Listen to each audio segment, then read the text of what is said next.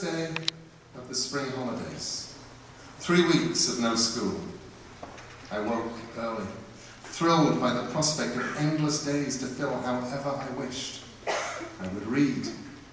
I would explore. I pulled on my shorts, my t-shirts, my sandals. I went downstairs to the kitchen. My father was cooking while my mother slept in. He was wearing his dressing gown over his pajamas. He often cooked breakfast on Saturdays. I said, "Dad, where's my comic?" He always bought me a copy of Smash before he drove home from work on Fridays, and I would read it on Saturday mornings. In the back of the car, "Do you want toast?" "Yes," I said, "but not burnt." My father did not like toasters. He toasted bread under the grill, and usually he burnt it. I went outside into the drive. I looked around. I went back into the house, pushed the kitchen door, went in. "Dad, where's the car?" "In the drive." "No, it isn't." "What?" The telephone rang, and my father went out into the hall where the phone was to answer it. I heard him talking to someone. The toast began to smoke under the grill. I got up on a chair and turned the grill off. "That was the police," my father said. "Someone's reported seeing our car abandoned at the bottom of the lane." I said I hadn't even reported it stolen yet. "Right, we can head down now, meet them there." "Toast!" He pulled the pan out from beneath the grill. The toast was smoking and blackened on one side. "Is my comic there, or did they steal it?" "I don't know. The police didn't mention your comic." My father put peanut butter on the burnt side of each piece of toast, replaced his dressing gown with a coat worn over his pajamas, put on a pair of shoes, and we walked down the lane together. He munched his toast as he walked. I held my toast and did not eat it. We had walked for perhaps 5 minutes down the narrow lane which ran through fields on each side when a police car came up behind us. It slowed, and the driver greeted my father by name. I hid my piece of burnt toast behind my back while my father talked to the policeman. I wished my family would buy normal, sliced white bread, the kind that went into toasters, like every other family I knew.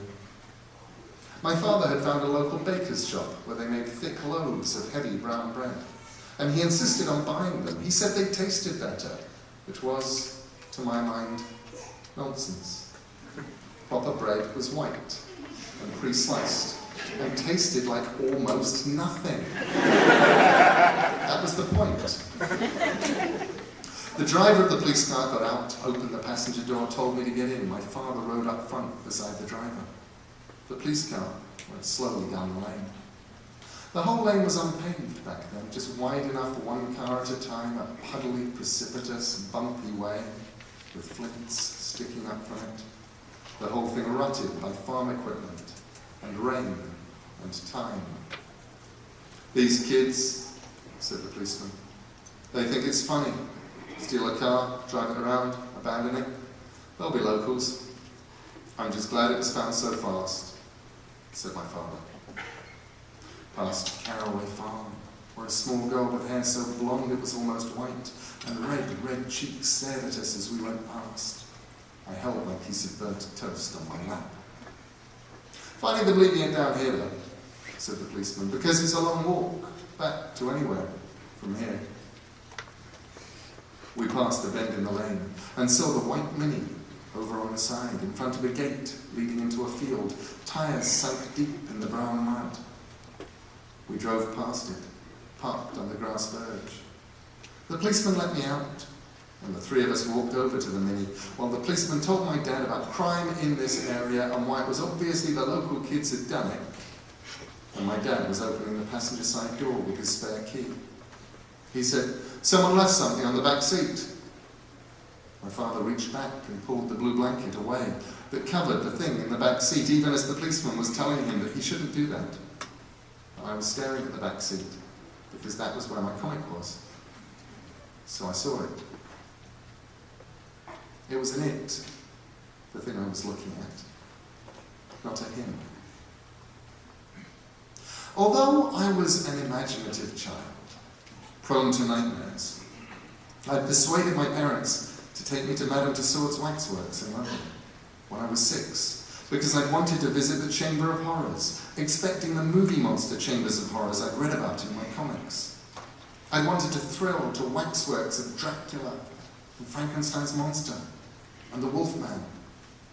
Instead, I was walked through a seemingly endless sequence of dioramas of unremarkable, glum-looking men and women who had murdered people. Usually lodgers and members of their own families. And who were then murdered in their turn by hanging, by the electric chair, in gas chambers. Most of them were depicted with their victims in awkward social situations. Seated around a dinner table, perhaps, as their poisoned family members expired. The plaques that explained who they were also told me that the majority of them had murdered their families and sold the bodies to anatomy. It was then that the word anatomy garnered its own edge of horror for me. I did not know what anatomy was. I knew only that anatomy made people kill their children. The only thing that had kept me from running screaming from the Chamber of Horrors as I was led around it was that none of the waxworks had looked fully convincing. They could not truly look dead, because they did not ever look alive. The thing in the back seat that had been covered by the blue blanket, I knew that blanket. It was the one that had been in my old bedroom, on the shelf, for when it got cold. Was not convincing either. It looked a little like the opal miner, but it was dressed in a black suit, with a white ruffled shirt and a black bow tie. Its hair was slicked back and artificially shiny. Its eyes were staring, its lips were bluish, but its skin was very red. It looked like a parody of health. There was no gold chain around its neck. I could see, underneath it, crumpled and bent, my copy of Smash, with Batman looking just as he did on the television, on the cover. I don't remember who said what then, just that they made me stand away from the Mini. I crossed the road, and I stood there on my own while the policeman talked to my father and wrote things down in a notebook. I stared at the Mini. A length of green garden hose ran from the exhaust pipe up to the driver's window. There was thick brown mud all over the exhaust, holding the hose pipe in place. Nobody was watching me. I took a bite of my toast. It was burnt and cold. At home, my father ate all the most burnt pieces of toast. Yum, he'd say, and charcoal, good for you. Burnt toast, my favourite. And he'd eat it all up. When I was much older, he confessed to me that he had not ever liked burnt toast, had only eaten it to prevent it from going to waste. And for a fraction of a moment, my entire childhood felt like a lie. It was as if one of the pillars of belief that my world had been built upon had crumbled into dry sand. The policeman spoke into a radio in the front of his car.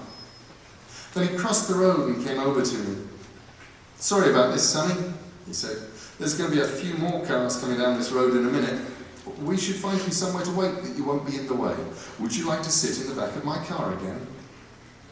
I shook my head. I didn't want to sit back there again. Somebody, a girl, said, "He can come back with me to the farmhouse. It's no trouble." She was much older than me, at least 11. Her red-brown hair was worn relatively short for a girl, and her nose was snub. She was freckled. She wore a red skirt. Girls didn't wear jeans much back then, not in those parts. She had a soft Sussex accent and sharp grey-blue eyes.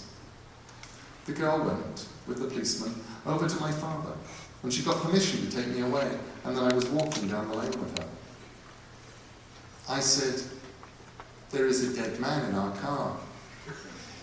"That's why he came down here," she told me. "The end of the road. Nobody's going to find him and stop him round here at 3 o'clock in the morning. And the mud there is wet and easy to mould. Do you think he killed himself? Yes. Do you like milk? Gran's milking Bessie now. I said, you mean real milk from a cow?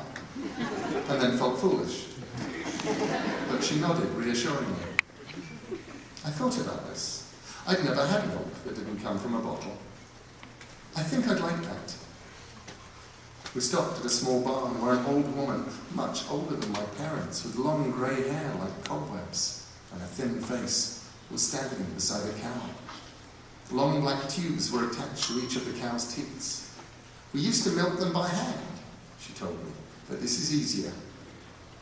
She showed me how the milk went from the cow, down the black tubes and into the machine, through a cooler and into a huge metal churn.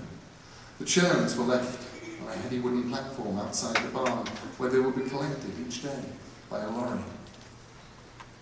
The old lady gave me a cup of creamy milk from Bessie the cow, the fresh milk before it had gone through the cooler. Nothing I had drunk had ever tasted like that before. Rich and warm and perfectly happy in my mouth. I remembered that milk after I'd forgotten everything else. There's more of them up the lane, said the old woman suddenly.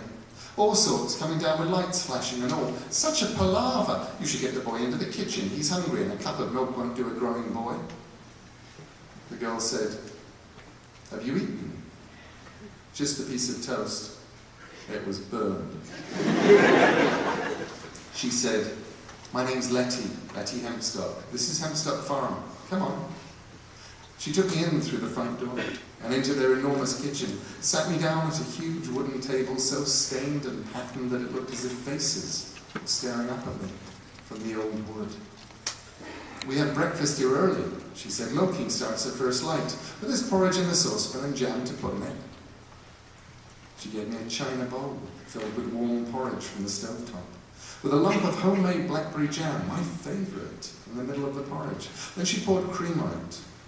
I swished it around with my spoon before I ate it, swirling it into a purple mess, and was as happy as I have ever been about anything. It tasted perfect. A stocky woman came in. Her red-brown hair was streaked with grey and cut short. She had apple cheeks, a dark green skirt that went to her knees, and Wellington boots. She said, this must be the boy from the top of the lane. Such a business going on with that car. There'll be 5 of them needing tea soon. Letty filled a huge copper kettle from the tap. She lit a gas hob with a match and put the kettle onto the flame. Then she took down 5 chipped mugs from a cupboard and hesitated, looking at the woman. The woman said, you're right, 6. The doctor will be here too. Then the woman pursed her lips and made a noise. They've missed the note, she said. He wrote it so carefully too, folded it and put it in his breast pocket, and they haven't looked there yet. What does it say? Asked Letty. Oh, read it yourself, said the woman. I thought she was Letty's mother. She seemed like she was somebody's mother. And then she said, it says that he took all the money that his friends had given him to smuggle out of South Africa and bank for them in England, along with all the money he'd made over the years mining for opals. And he went to the casino in Brighton to gamble. But he only meant to gamble with his own money. And then he only meant to dip into the money his friends had given him until he'd made back the money he had lost. And then he didn't have anything, said the woman. And all was dark. That's not what he wrote, though, said Letty, squinting her eyes. What he wrote was, to all my friends, I'm so sorry it was not like I meant to, and hope you can find it in your hearts to forgive me, for I cannot forgive myself. Same thing, said the old woman.